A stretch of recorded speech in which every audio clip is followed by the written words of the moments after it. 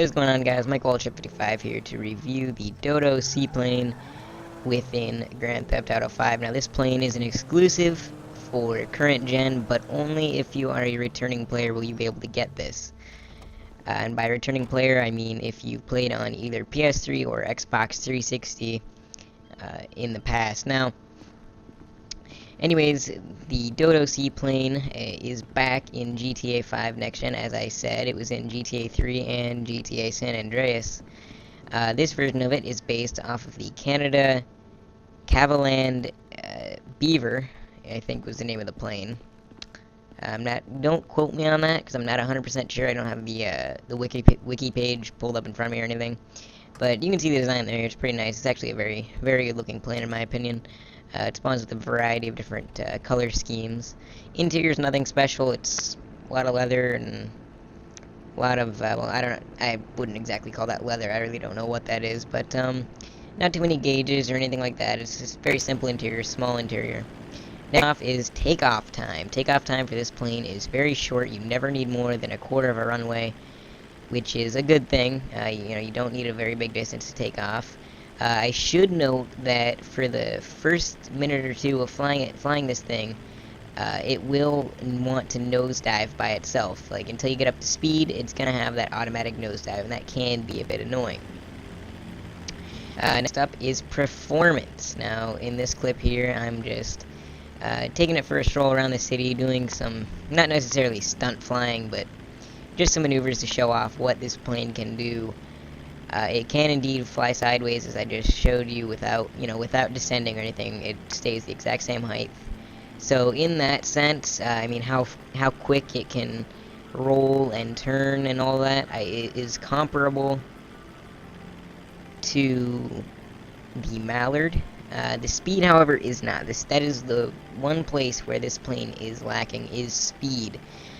This plane is about the same speed as the biplane, if you've ever flown that.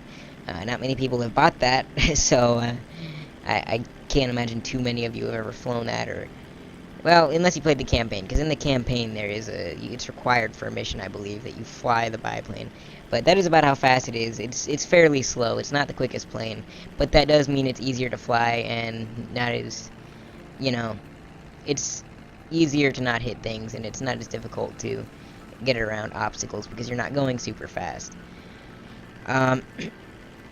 Funny thing, I said the movement was, comparable to the Mallard. Well, over here in this part of the clip, I was looking for something to do. I couldn't find any buildings to fly between or anything like that, so I decided to see if I could get this plane to fly upside down. I'd never tried it before. Well, fun fact, the Dodo Seaplane does not fly upside down. You'll see right here in a second as I turn it upside down.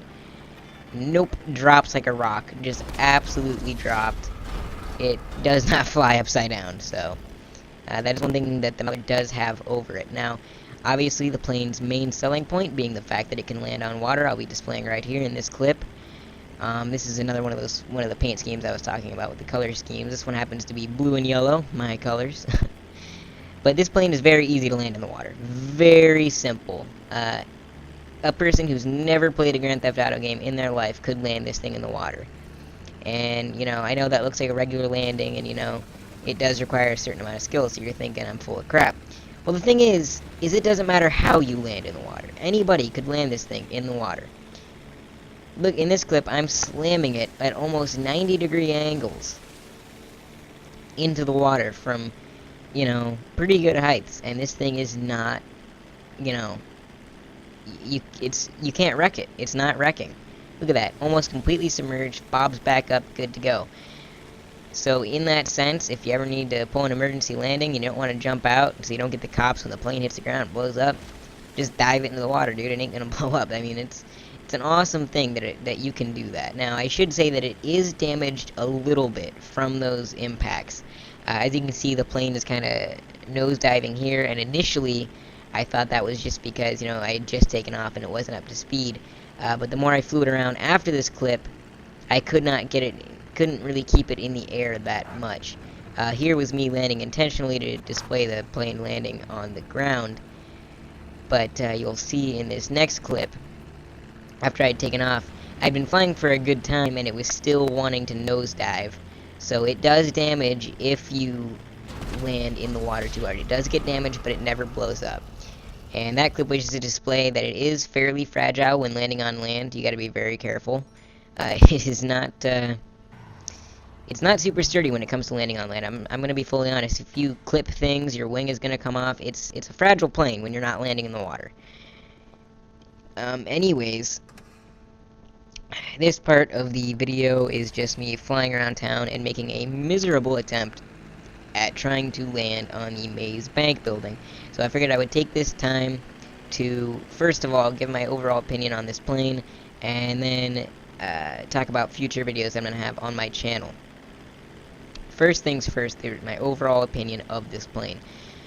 I covered all the bases, well, not all of the bases, but I covered the basic, things that you might want to know about this plane before purchasing it. So the price tag on this plane, as I said, is 500 grand. I'd say that's a reasonable price tag. You play missions for a few hours and you can buy this plane. What makes it better than the other planes? Not a whole lot, I'm not gonna lie. Other planes like the Mallard and stuff that are cheaper, almost half the price, 240 grand, more than half the price off. 240 grand for the Mallard. And, the Mallard can fly upside down and it's a little bit faster, so why should you buy this plane?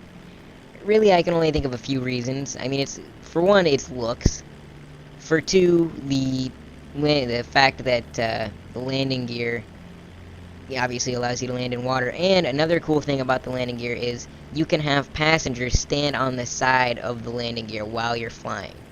That's an actual seat position within the game. So, anyways, guys, that's my overall opinion. Should you buy it? I'd say if you have the money, go for it. If you're a first-time plane buyer, I might go for something a little bit better. Anyways, guys, future videos coming up. I don't have much time. I'm just going to go ahead and get into this really fast. Future videos are going to be reviews on the Sentinel XS and another Versus episode of 2 different cars that was suggested by a subscriber.